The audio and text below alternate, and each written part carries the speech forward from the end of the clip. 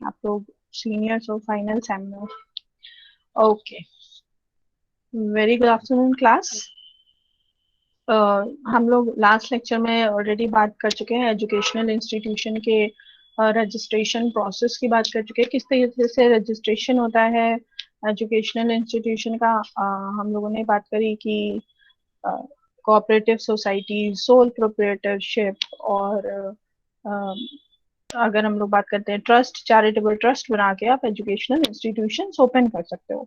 और 12A जो income tax act का एक सर्टिफिकेशन मिलता है आपको under section 12A income tax act 1961 में, जिसके बिहाफ पे आप लाइबल हो जाते हो 100% डिडक्शन के, यानी आपकी जो प्रॉफिट्स हैं उनमें आपको डिडक्शन मिल रहा है 100% का। और most of the educational institutions का एम यही होता है, प्रॉफिट मेकिंग तो होता नहीं है, बट कई सारी चीजें ऐसी हैं जो जीएसटी में भी आती हैं। बिकॉज क्योंकि अगर आप पूल दे रहे हो, आपके इंस्टीट्यूशन में जिम है या इस तरह की आप और बहुत सारी फैसिलिटीज दे रहे हो, तो सर्विस में आपका रजिस्ट्रेशन होना जरूरी हो जाता है। और ये सर्विस में भी देखा जाता है, अगर आपका टर्नओवर 9 लाख से अबव है तब आपको जीएसटी के सर्विस वाले पोर्टल में रजिस्ट्रेशन कराना जरूरी हो जाता है। वैसे हम लोग ये तो हम लोगों को पता ही है कि अगर जीएसटी का रजिस्ट्रेशन की बात आती है तो जीएसटी का रजिस्ट्रेशन अगर आपका 20 लाख का टर्नओवर है नॉर्मल कंडीशंस में, और कुछ स्टेट में 40 लाख का टर्नओवर है, तब आपको जीएसटी में रजिस्ट्रेशन कंपलसरी हो जाता है। फिर हम लोगों ने बात करी कि जो भी एजुकेशनल इंस्टीट्यूशंस हैं जब वो अपना रजिस्टर्ड कर लेते हैं, चाहे वो चैरिटेबल ट्रस्ट हो, चैरिटेबल इंस्टीट्यूशंस हो, एनजीओ हो, कोऑपरेटिव सोसाइटीज में अगर उनका रजिस्ट्रेशन हुआ है, तो इसके बाद वो क्या कहते हैं, उनका अपना एक या सोल प्रोप्राइटरशिप भी हो सकती है, तो इसके बाद उनके लिए कंपल्सरी हो जाती है कि वो अपना पैन कार्ड बनवा ले। ठीक है, उस पैन कार्ड से उनकी टैक्स लाइबिलिटी, उनका रजिस्ट्रेशन, जितनी भी चीजें हैं, इवन उनकी ग्रांट्स को भी ट्रैक रखा जाता है। क्योंकि ज्यादातर लोग अपने पैसे को चैरिटेबल ट्रस्ट में दान करना चाहते हैं, और अगर वो एजुकेशनल इंस्टीट्यूशंस है तो उसके लिए भी इवन गवर्नमेंट भी अलग अलग तरीके से सपोर्ट करती है एजुकेशनल इंस्टीट्यूशंस को। तो ऑडिटर के लिए ये बहुत जरूरी हो जाता है कि वो जितने जो रजिस्ट्रेशन प्रोसेस है, इवन कई सारे जो डोनेशंस होते हैं, वो लैंड भी कोई गिफ्ट कर देता है अपने प्लेग्राउंड बनाने के लिए या लाइब्रेरी बनाने के लिए, तो इस तरह की चीजों में ये सारी चीजें ऑडिटर को वेरीफाई करनी पड़ती है, फिजिकली जाके भी चेक करनी होती है, और इवन डॉक्यूमेंट्स और उसके रजिस्ट्रेशन भी चेक करने होते हैं।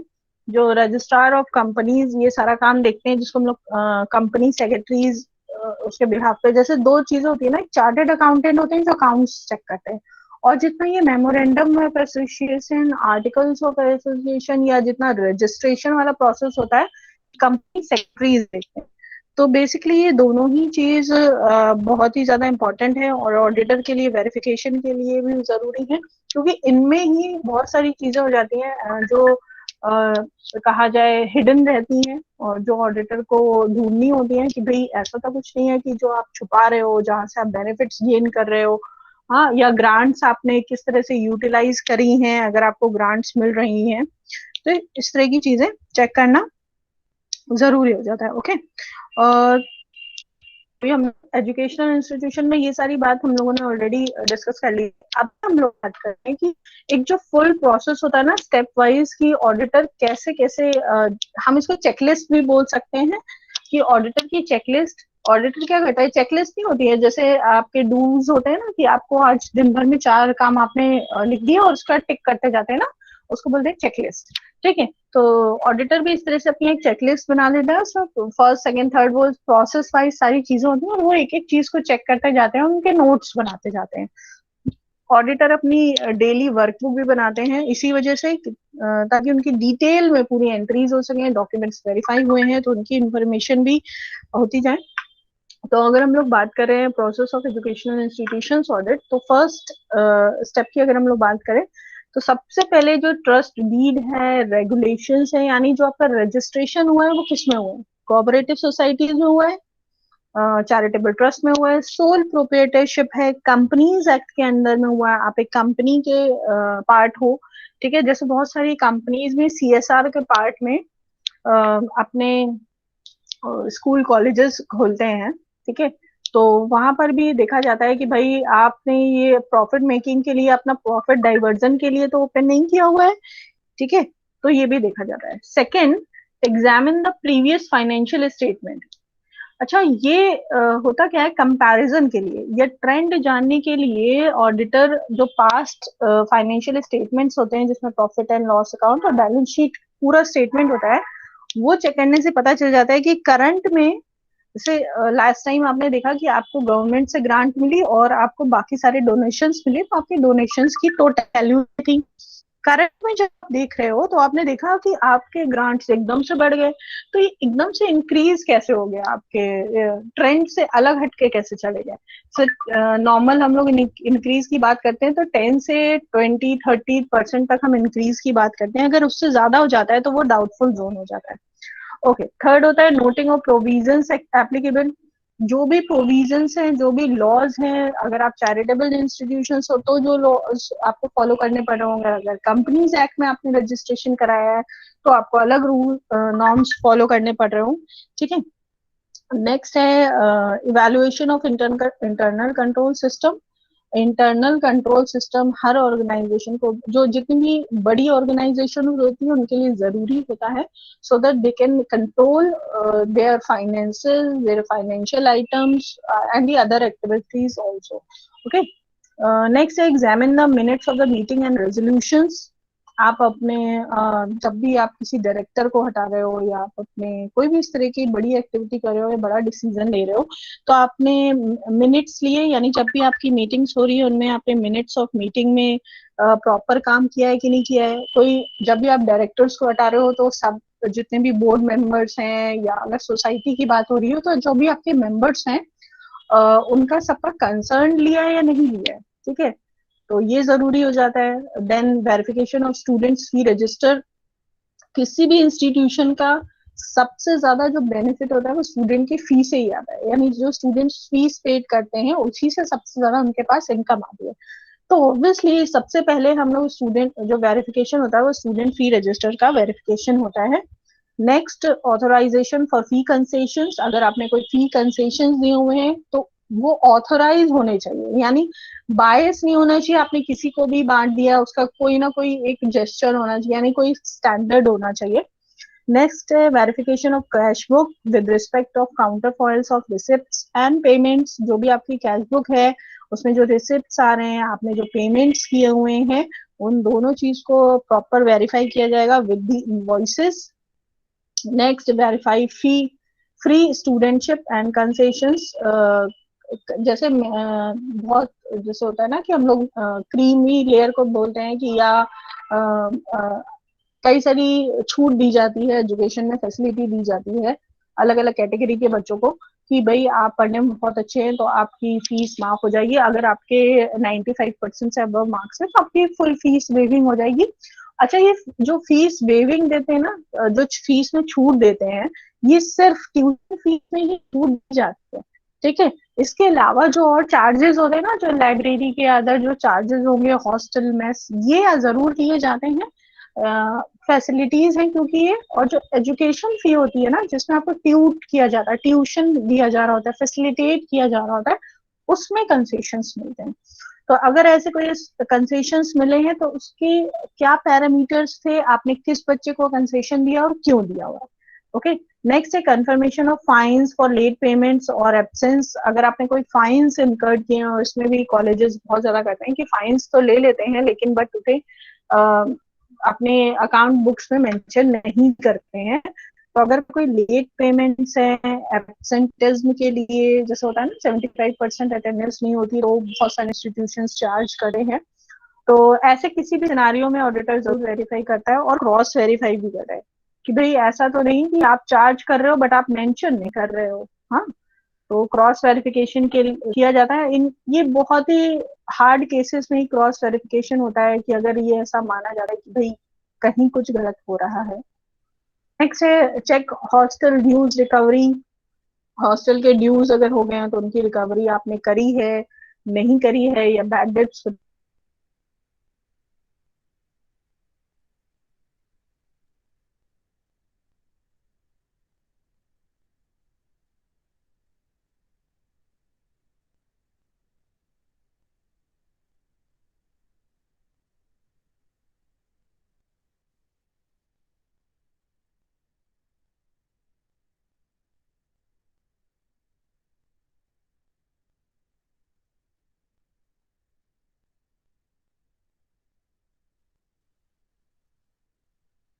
Class, students, are you connected? Yes, ma'am. Okay. Okay, beta. Okay. We are talking about incomes and expenses.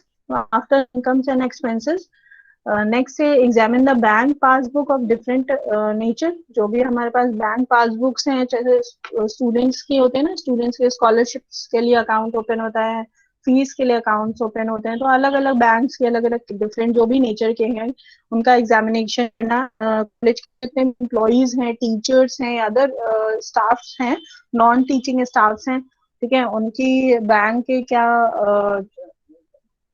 Parameters है या बैंक किस तरह के अकाउंट्स हैं उसको चेक करना. Then verification of investment register. अगर कॉलेजेस ने, क्योंकि कंपनीज एक्ट में भी आप कॉलेज का रजिस्ट्रेशन कर सकते हो, आप बैंक एज अ कंपनी की तरह भी रन करा सकते हो. तो अब आप क्या करते हो, आपके पास जो प्रॉफिट्स आते हैं आप उसका कैसे यूटिलाइजेशन कर रहे हो, आप उसको फर्दर कहाँ इन्वेस्ट कर रहे हो. और कॉलेजेस के अगर शेयर होल्डर्स हैं, ठीक है, आपने शेयर होल्डर्स बना रखे हैं तो उनको आप डिविडेंड पे कर रहे हो, इस सब ये भी चेक करना जरूरी होता है.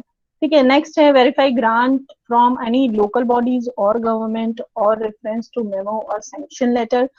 कोई भी ग्रांट मिली हो, चाहे वो लोकल बॉडीज से मिली हो, स्टेट लेवल पे मिली हो या सेंट्रल लेवल पे मिली हो, उनका verification. Then recording of any arrears. अगर कोई भी रुका हुआ पैसा है, जैसे अभी सेवंथ पे कमीशन में भी अभी कुछ दिन शायद जुलाई में स्टार्ट हुआ था मिलना और जनवरी से लागू हुआ था, तो जनवरी से जुलाई तक का जो पेमेंट था वो इकट्ठे मिल गया, तो वो एरियर्स होते हैं. अगर कोई एरियर्स है, इस तरह से रुका हुआ पेमेंट था और वो इकट्ठे दिया है, तो उसका भी क्लैरिफिकेशन दीजिए. नेक्स्ट है vouching of counterfoils foils of receipt taken from donors. जो भी आपको डोनेशन दे रहे हैं उनसे वेरीफाई कराना कौन डोनेशंस दे रहे हैं. ठीक है, ऑब्वियसली लोग डोनेशन करते भी इसलिए हैं क्योंकि उन्हें भी पता होता है उन्हें जितना वो डोनेशन करेंगे उसका बेनिफिट उनको इनकम मिलेगा. Next, confirmation of any deposit. Caution money नहीं होती है, जैसे कुछ अमाउंट आपसे जमा करा लिया जाता है, जैसे आपने पूरा कोर्स किया, उसमें 3,000 कॉशन मनी के टाइम में जमा हो जाते हैं कि अगर कोई भी प्रॉब्लम हो जाती है जो आपके बिहाफ पे होती है तो कॉलेज उसमें से डिडक्ट कर लेता है वो अमाउंट. तो कॉशन मनी का पैसा हालांकि बाद में रिफंड करना होता है कॉलेजेस को, जब वो बच्चा कोर्स जो पर्टिकुलर कोर्स है आपका, जब वो कोर्स कंप्लीट हो जाता है, तो ऐसा कोई कॉशन मनी क्या आपने पहले से लिया हुआ है तो आपने उसका रिफंड किया या नहीं किया. ठीक है, अगर स्टूडेंट्स रिफंड लेने नहीं आए तो आपने उस क्वेश्चन मनी का क्या किया, इसकी इंफॉर्मेशन भी देनी जरूरी होती है. Next, examination of expenses for library books, sports equipment के एक्सपेंसेस आपने कितने का परचेज किया है, कहाँ से परचेज किया है, डिस्काउंट्स मिले, वो information. Next, checking of acknowledgement letter if any with regards to scholarships. Scholarships government की तरफ से मिली है, कॉलेज ने दी है, जो भी स्कॉलरशिप्स का प्रोसेस है उसे चेक करना. नेक्स्ट है examination of payment with respect to prizes. अगर आप कोई कैश प्राइजेस दे रहे हो या इसके अलावा आप सर्टिफिकेशन कुछ भी ऐसी एक्टिविटी कर रहे हो जिसमें मनी इन्वॉल्व है, ठीक है, तो वो आपको मेंशन करना पड़ेगा.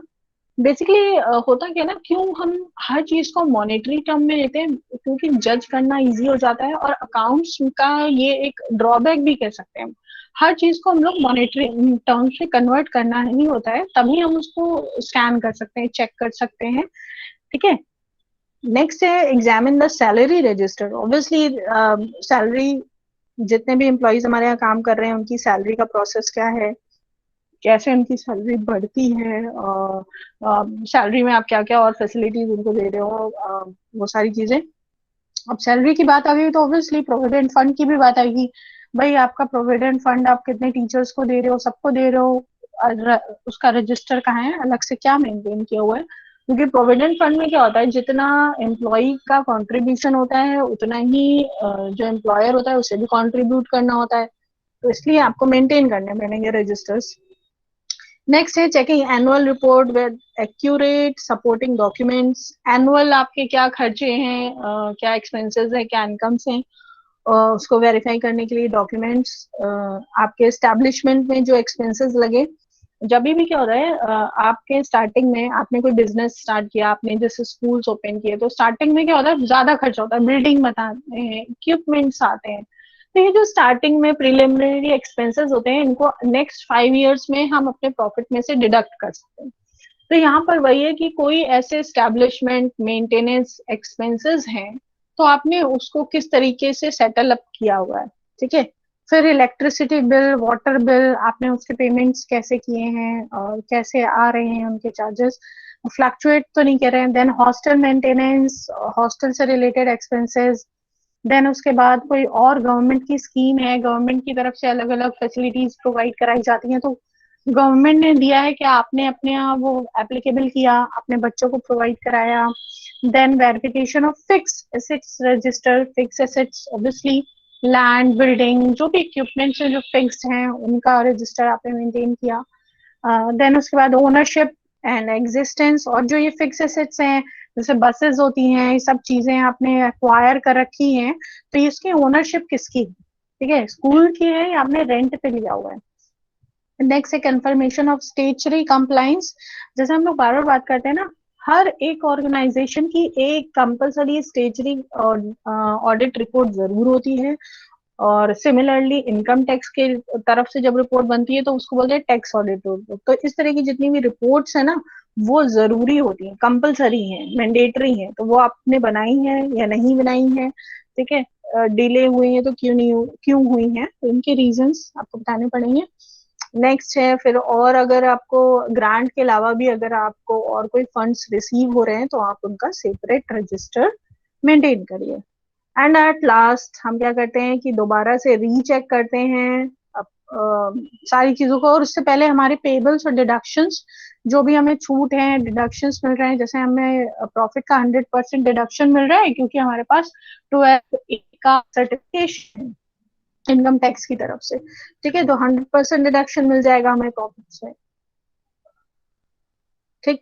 ये जो भी हम लोगों ने पढ़ा, ये सारा एजुकेशनल इंस्टीट्यूशंस के बारे में हम लोग बात करी हम लोगों ने। अभी हम लोग बात करेंगे कोऑपरेटिव सोसाइटीज, ठीक है।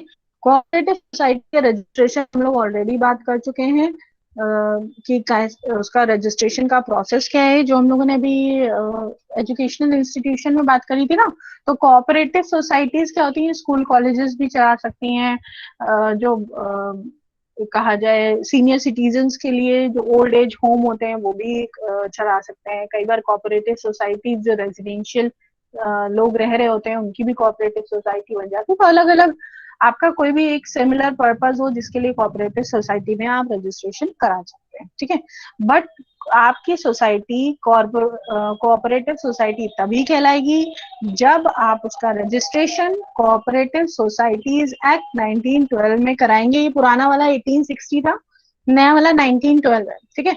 उसके सेक्शन 17 में आपको रजिस्ट्रेशन कराना पड़ेगा, तभी आपकी सोसाइटी को कोऑपरेटिव सोसाइटी का दर्जा मिल पाएगा, ओके। अब इससे क्या लेना है, इसमें जो रजिस्ट्रार ऑफ कंपनीज होते हैं उनके पास आप रजिस्ट्रेशन कराते हो, और हर साल आपको बताना पड़ता है कि आपने कितनी उससे बेनिफिट्स अर्न कर रहे हो अपनी सोसाइटी में आके, कैसे कर रहे हो, ये सारी चीजों की इंफॉर्मेशन आपको देनी पड़ती है, ठीक है। और सिमिलरली जैसे और सारे इंस्टीट्यूशंस अपनी ऑडिटिंग कराते हैं, ऑडिट ऑफ कोऑपरेटिव सोसाइटी को भी अपना ऑडिटिंग कराना पड़ता है। और ऑडिटर वही होते हैं हर किसी के केस में, चार्टर्ड अकाउंटेंट होते हैं, एंड उनके पास एक अप्रूव्ड ऑडिटिंग सर्टिफिकेट होता है, तभी वो ऑडिट कर पाते हैं, ओके। तो नेक्स्ट अब हम लोग बात करें कि कोऑपरेटिव सोसाइटी की अगर हम लोग ऑडिट की बात करें तो कैसे उसका ऑडिटेड अकाउंट्स ऑडिटेड होंगे, ठीक है। ऑडिटर के सिमिलरली जैसे हम लोगों ने बैलेंस शीट या प्रॉफिट एंड लॉस अकाउंट की बात कर ली, कोऑपरेटिव सोसाइटी का भी बैलेंस शीट चेक होती है, profit and loss account check होते हैं। और ऑडिटर की रिस्पॉन्सिबिलिटी होती है कि आप सारे लीगल लॉज, उनकी लैंड, बिल्डिंग, एसेट्स जितनी भी हैं, इवन कोऑपरेटिव सोसाइटी के मेंबर्स, इन सबको वेरीफाई करिए। अच्छा, कोऑपरेटिव सोसाइटी के मेंबर्स हम लोगों ने ऑलरेडी बात करी थी कि मिनिमम 7 मेंबर्स और मैक्सिमम 20 तक होते हैं। ठीक है, तो ये कोऑपरेटिव सोसाइटी क्या होता है? कोऑपरेटिव सोसाइटी में एक मेंबर के पास 20% से ज्यादा शेयर के राइट्स नहीं होने चाहिए। ठीक है, ये ऑडिटर को देखना होता है। अगर ऐसा होता है तो इसका मतलब आप लॉ तोड़ रहे हैं, रूल को तोड़ रहे हैं। ठीक है, तो ऑडिटर जरूर चेक करता है कि मैक्सिमम जो आपके पास शेयर्स की कैपेसिटी होनी चाहिए वो 20% की लिमिट है। ओके, तो नेक्स्ट अब हम लोग बात करते हैं कि कोऑपरेटिव सोसाइटी के जब हम ऑडिटिंग करते हैं एक ऑडिटर तो क्या क्या चीजें वो वेरीफाई करता है। ओके, सबसे पहले examination of overdue dates. ये मतलब जो हम लोगों ने स्टार्टिंग में बात करी ना कि उसका रजिस्ट्रेशन और मेंबर्स और ये सारी चीजें चेक करने के बाद जब हम लोग अकाउंट्स और बैलेंस शीट या प्रॉफिट एंड लॉस या फाइनेंशियल स्टेटमेंट की बात करते हैं तब ऑडिटर क्या क्या चीजें वेरीफाई करता है। ओके, तो सबसे पहले ऑडिटर एग्जामिन करता है ओवर ड्यू डेट्स। आपकी कोऑपरेटिव सोसाइटी ठीक तरीके से काम कर रही है, बैड डेट्स तो नहीं हो रहे हैं। ठीक है, या आपने बहुत ज्यादा उसमें मेंबर्स आप ले आए और वो किसी काम के नहीं है, वो काम भी नहीं कर रहे हैं। ठीक है, फैसिलिटेट नहीं कर रहे हैं कोऑपरेटिव सोसाइटी को। तो अगर ऐसा कुछ हो रहा है तो बार बार ऐसे गवर्नमेंट की तरफ से नॉर्म्स भी आ रहे हैं कि भाई अगर आपकी कोऑपरेटिव सोसाइटी उस तरीके से वर्क नहीं कर रही है तो आप उसे बंद करो। ठीक, तो सबसे पहले ओवर ड्यू और डेट्स की एग्जामिनेशन करता है auditor. Next, over due interest. ठीक है, अगर आपने कोई जो आपके प्रॉफिट आप अर्न करना चाह रहे हो, क्योंकि कोऑपरेटिव सोसाइटीज बेसिकली इसलिए बनाई जाती हैं, एनजीओ की तरीके से बनाई जाती है कि भाई हमारा बिजनेस मेकिंग हमारा काम नहीं है।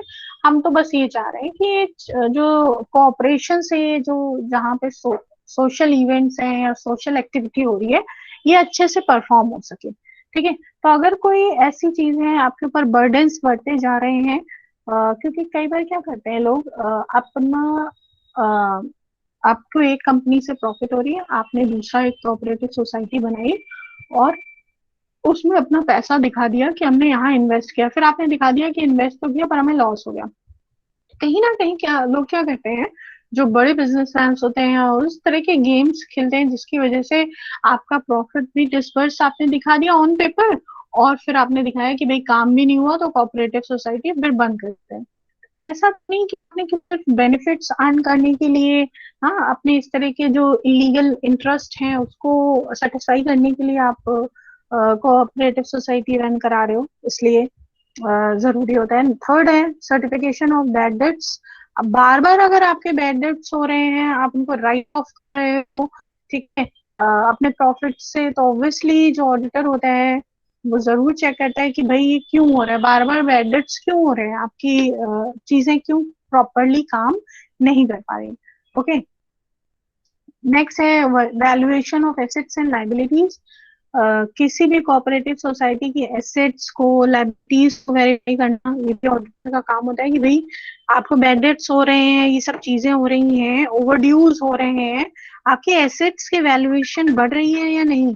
ठीक है, तो ये भी चेक करते हैं क्योंकि भाई आप अपने बैड डेट्स को या लाइबिलिटीज को कैसे पेड करोगे अगर आपके पास उतनी एसेट्स नहीं है, चाहे वो करंट एसेट्स हो या फिक्स एसेट्स हो। अगर आपके पास उतनी एसेट्स नहीं है, एसेट्स का वैल्यूएशन उतना नहीं हो रहा है, तब तो प्रॉब्लम हो जाएगी, कैसे काम चलेगा। ठीक है, लॉस हो जाएगा। तो ऑडिटर ये जरूर वेरीफाई करते हैं। नेक्स्ट है एडहेरेंस टू कोऑपरेटिव प्रिंसिपल्स। जो कोऑपरेटिव सोसाइटी बनाने के प्रिंसिपल्स है, जैसे मैं बात करी ना कि मिनिमम 7 मेंबर्स होनी चाहिए, आप अकेले, और ये इसीलिए किया ही जाता है कि एटलीस्ट 7 मेंबर्स हो ताकि अगर उसका कोई मिसयूज कर रहा हो कोऑपरेटिव सोसाइटी को। बिकॉज होता क्या है ना, जैसे एजुकेशनल इंस्टीट्यूशंस हो गए या इस तरह की जितनी हॉस्पिटल्स हो गए, इनको गवर्नमेंट की तरफ से रिबेट्स मिलती हैं, छूट मिलती हैं, क्योंकि सोसाइटी के डेवलपमेंट के लिए काम करते हैं, इनका मेन पर्पस प्रॉफिट मेकिंग नहीं होता है। बट अगर आप सोसाइटी के डेवलपमेंट के लिए ही काम नहीं कर रहे हो, आपने अपने प्रिंसिपल एथिक्स को साइड में रख दिया और आप अपने जो आपकी जो कंपनी है उसके प्रॉफिट्स को डाइवर्ट करने के लिए आपने अगर कोऑपरेटिव सोसाइटी बना रखी है, वेस्टेजेस कर रहे हो आप, तो उसके लिए ऑडिटर को चेक करना होता है कि आप अपने प्रिंसिपल्स पे काम कर रहे हो या नहीं। ओके, नेक्स्ट है observation of the provisions of the act and rules. जो भी एक्ट के रूल्स एंड रेगुलेशंस हैं उनको ऑब्जर्व करना, उनके प्रोविजंस को चेक करना, डेप्रिसिएशन प्रॉपर लग रहा है कि नहीं, इनको चेक करता है। Next, verification of members register, और ये बहुत जरूरी होता है, बहुत इंपॉर्टेंट होता है कि जो भी मेंबर्स हैं आपकी कोऑपरेटिव सोसाइटी में, आप सारे के सारे वर्किंग है या नहीं है। पता चला एक ही फैमिली के सब ज्यादातर सब लोग कोऑपरेटिव सोसाइटी बना रखी है और उन्होंने क्या किया, वो अपने बेनिफिट के लिए काम कर रहे हैं, ठीक है।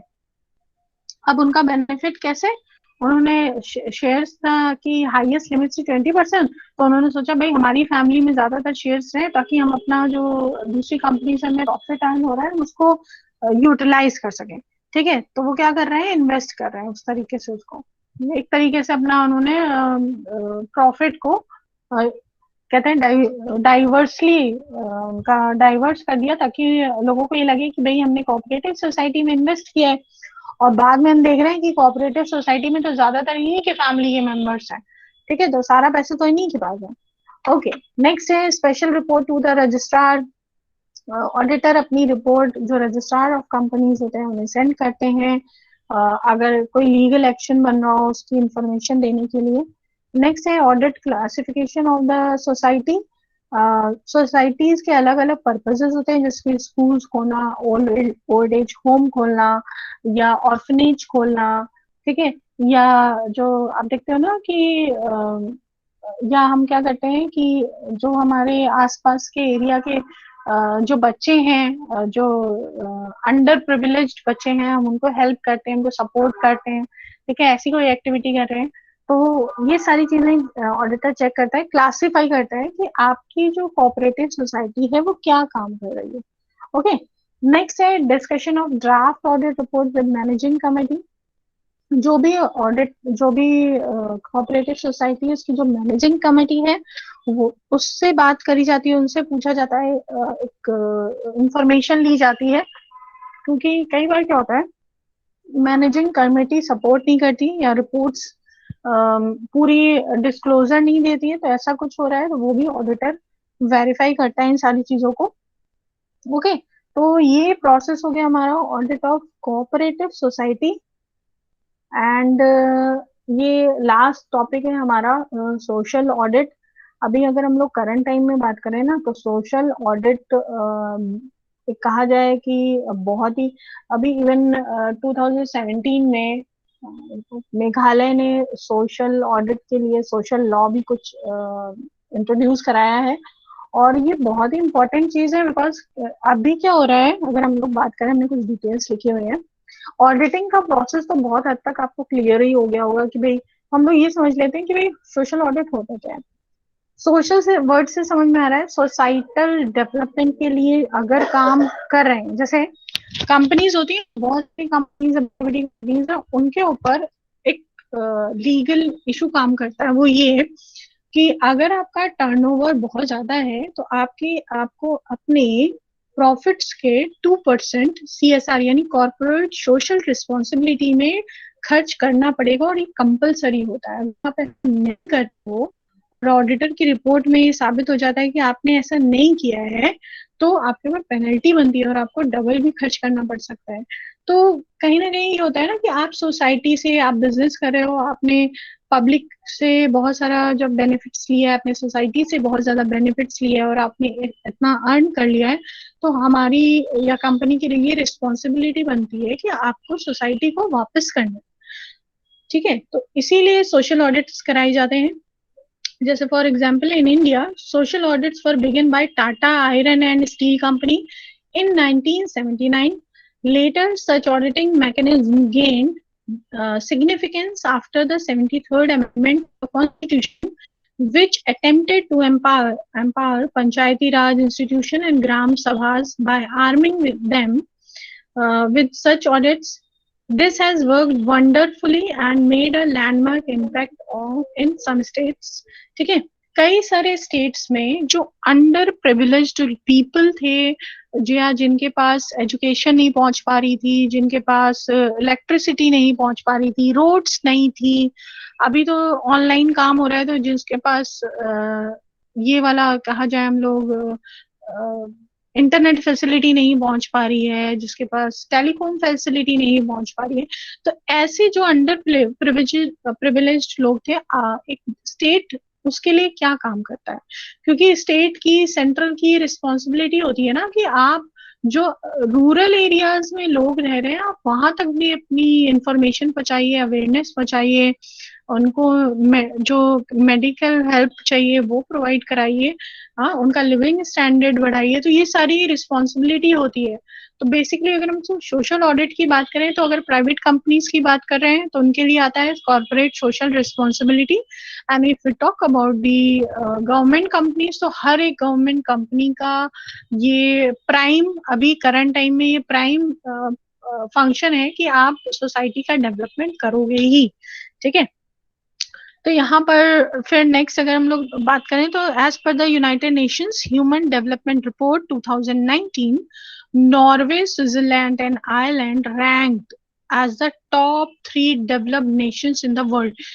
अब ये कौन से ऑडिट रिपोर्ट पे, ये सोशल ऑडिट रिपोर्ट पे बेस एक रिपोर्ट बनाई गई है, ठीक है, जिसमें ये पाया गया कि नॉर्वे, स्विट्जरलैंड और आयरलैंड जो डेवलप्ड नेशंस हैं ऑलरेडी हम जानते ही हैं, बट स्टिल उन्होंने अपने सोसाइटी के डेवलपमेंट के लिए, यानी जो पीपल हैं उनके उनके ट्रस्ट के लिए उन्होंने क्या करप्शन को कंट्रोल किया है, ठीक है, जो अलग अलग फॉल्स रिपोर्टिंग हो रही है, गलत चीजें हो रही हैं, ठीक है, इन सब चीजों को कम किया है, जिसकी वजह से लोगों का ट्रस्ट उनमें बना है। हाँ, और होता क्या है ना, जब इस तरह के एक्टिविटीज हमारे लिए होती हैं, पीपल के लिए होती हैं, उस कंट्री के, स्टेट के लोगों के लिए होती है, तो लोग भी बढ़ चढ़ के सपोर्ट करते हैं अपनी कंट्री के लिए, तो इसलिए जरूरी हो जाता है। तो ये तो 2019 की रिपोर्ट की बात थी।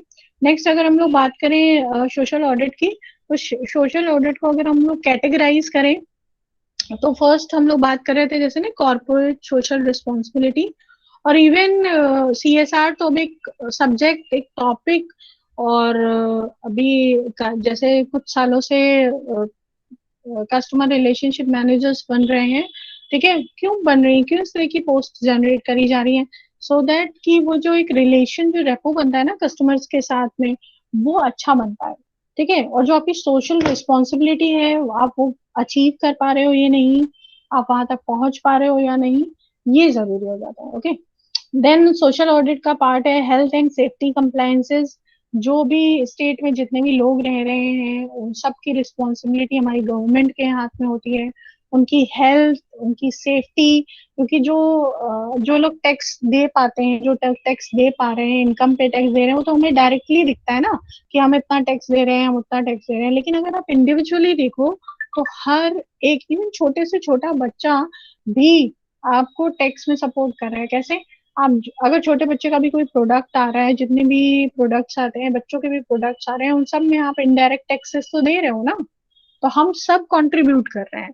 छोटे से छोटा बच्चा जो बोल भी नहीं पाता है, वो भी कंट्रीब्यूट कर रहा है इकोनॉमी में, ठीक है, और डायरेक्ट इनकम पे टैक्स तो लोग भरते ही हैं, हम आईटीआर भरते हैं, ठीक है, इनकम टैक्स भरते, पे करते हैं, ठीक है, तो वो तो हमें डायरेक्टली दिख रहे हैं, पर इनडायरेक्टली भी तो सभी लोग टैक्स दे रहे हैं। तो इसका मतलब सभी के लिए गवर्नमेंट की ये रिस्पॉन्सिबिलिटी बनती है कि आप उनको हेल्थ और सेफ्टी के लिए सपोर्ट करो, डेवलपमेंट के सपोर्ट करो, ठीक है। नेक्स्ट अगर सोशल ऑडिट की बात करें, तो we talk about labour regulations. आपने देखा है कि कई सारे लेबर लॉज नई नई आई है, जिसमें इक्वालिटी वाला है, जिसमें मेन और वुमेन को सेम अमाउंट, सेम सैलरी मिलनी चाहिए, इक्वल वेजेस एक्ट जिसको बोलते हैं। फिर एम्प्लॉय राइट्स के लिए भी एक्ट बने हुए हैं। मिनिमम वेजेस का एक एक्ट बना हुआ है, जिसमें ये कंफर्म किया जाए कि मिनिमम वेजेस के लिए हर एम्प्लॉय, चाहे वो प्राइवेट हो चाहे वो गवर्नमेंट हो, ठीक है, उनको जो मिनिमम वेजेस है लिवलीहुड के लिए, उतना तो दिया ही जाए, ठीक है। तो इसी तरह ट्रेड यूनियंस भी बनी हुई हैं, टाइमिंग्स को लेकर भी बना हुआ है, वेट एंड मेजरमेंट एक्ट बना हुआ है, जिसमें टाइमिंग्स को लेकर भी स्लॉट है कि अगर बिलो 14 ईयर्स अगर बच्चा है, तो वो अगर आप उससे जैसे एड्स में काम करा रहे हो, टेलीविजन में काम करा रहे हो, तो उसका भी एक टाइम शेड्यूल होता है, आप उससे ज्यादा वर्कलोड उससे नहीं ले सकते। अब 14 ईयर्स से अलग है, ठीक है, अबव 18 ईयर से अलग है, तो अलग अलग ही सिचुएशंस बनाई गई हैं। तो ये सारी चीजें आती है लेबर रेगुलेशंस में। नेक्स्ट है सोशल ऑडिट का part, compliance and code of conduct. और भी कंप्लाइंस है, जितने भी एम्प्लॉयज काम कर रहे हैं या लोग काम करते हैं, वहाँ की इन्वायरमेंट कैसी है। जैसे स्टेट की रिस्पॉन्सिबिलिटी में आता है ना कि अगर पॉल्यूशन बढ़ रहा है तो आप उसे कंट्रोल करिए, वाटर फैसिलिटी नहीं मिल पा रही है तो आप उसे कंट्रोल करिए। तो ये कंप्लाइंसेस हो गए स्टेट वाइज। और कोड ऑफ कंडक्ट जो हो गया, आप देखते होंगे ना, हर स्टेट के अपने अलग अलग रूल्स एंड रेगुलेशंस होते हैं, उसके अकॉर्डिंग आपको काम करने होते हैं। तो वो कैसे आप उनको देख रहे हो, उस पर कैसे सपोर्ट कर रहे हो, तो ये भी सोशल ऑडिट का पार्ट है। Then human rights, right to speak, right to see, तो जितने भी है ना ये ह्यूमन राइट्स जो भी होते हैं, ये सारे ह्यूमन राइट्स आपको मिल रहे हैं या नहीं मिल रहे हैं।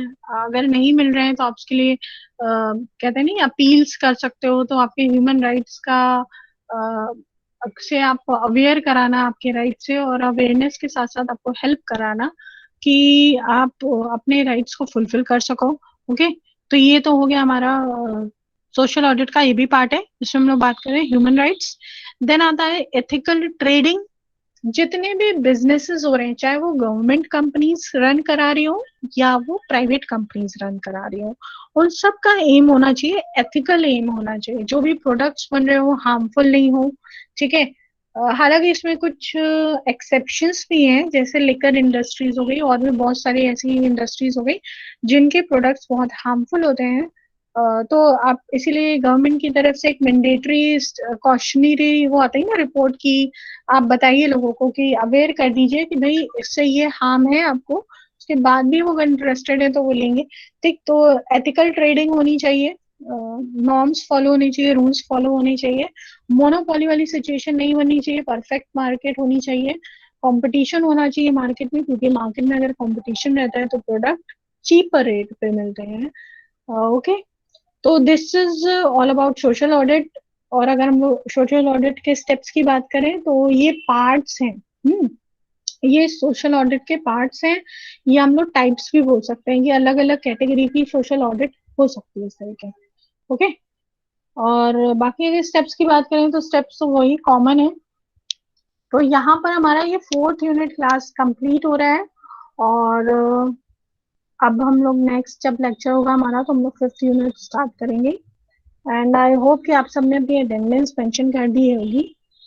और क्लास अभी रुकेगा, अभी कुछ इन्फॉर्मेशन देनी है।